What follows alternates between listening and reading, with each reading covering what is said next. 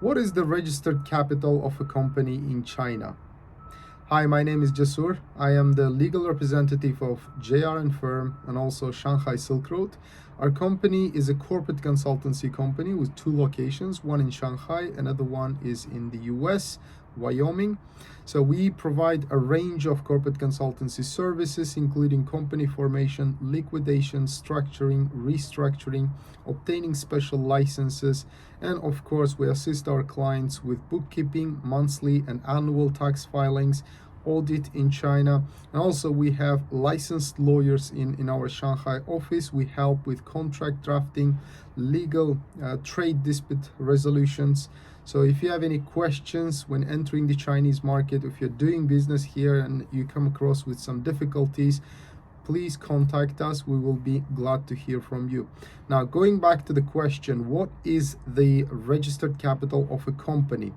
Now, when you register a company in China as a foreigner or as a local person, you are required to mention the volume of the registered capital. Now, registered capital, as the name suggests, it's different from paid-in capital in a way that registered capital is not expected to be injected immediately. So when you register a company here, your license is given for 30 years, usually. You can also get a license without the expiration date, but in any case, you get a license, and that is usually the time frame for injecting your registered capital. Now, also, registered capital proves how much you are committed to doing business in China. This proof actually is the sign for your potential partners and maybe potential clients as well. Why? Because the registered capital is mentioned directly on your business license. Usually, different business spheres or different directions or scopes, so to speak, they have recommended registered capital from the local government.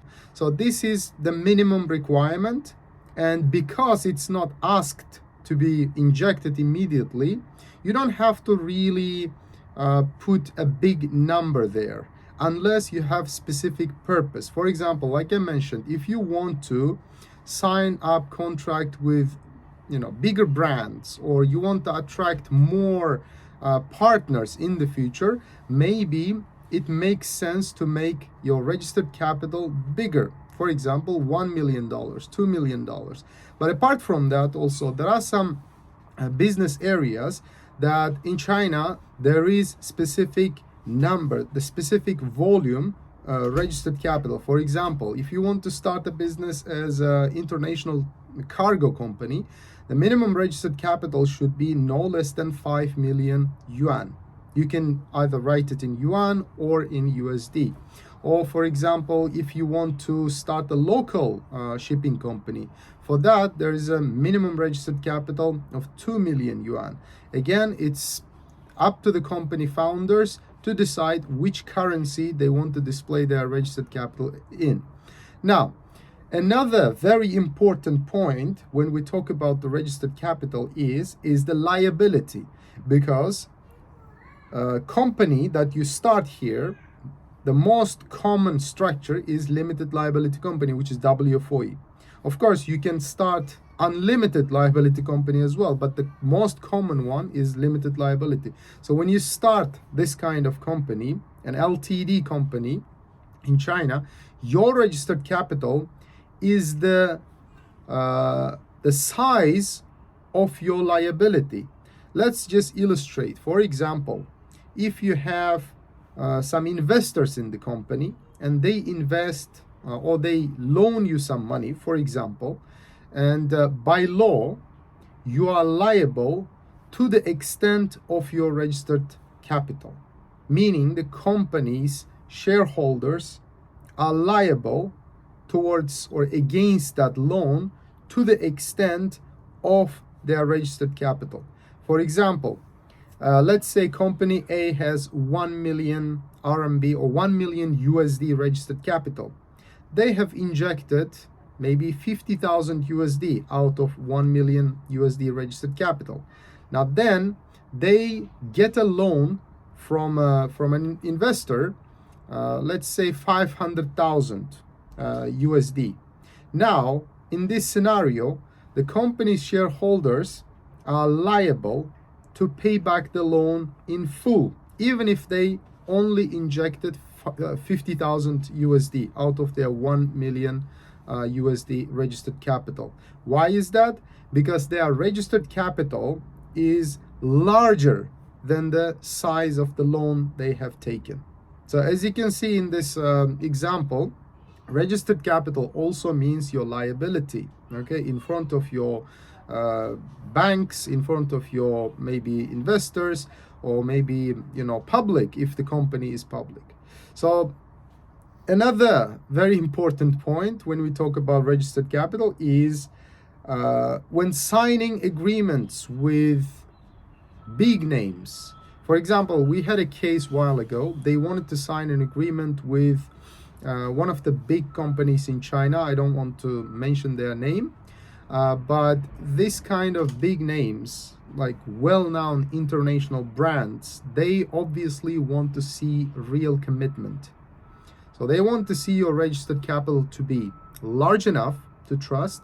Second, they want to see how much of that registered capital you have already injected. Because once you do that, all that information is easily obtainable from public data. You can see that in China, actually, this kind of information is public data. Although I hear, you know, that public data is not easily accessible from outside of China due to technical issues, I guess. But if you're in China physically, you're using your computer here, you can easily access those public websites and databases to search for registered capital, the shareholders of the company, and you can easily see how much of that registered capital is injected in a particular company, or how much is not injected, or even the company has any legal risks or not, or previous court cases, what are the consequences, what are the results, or even financial difficulties. You can, all of that you can see in the public data. So all in all, registered capital stands for several things.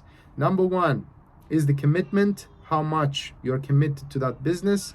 Number two is the liability, okay, in front of the banks or investors of the company.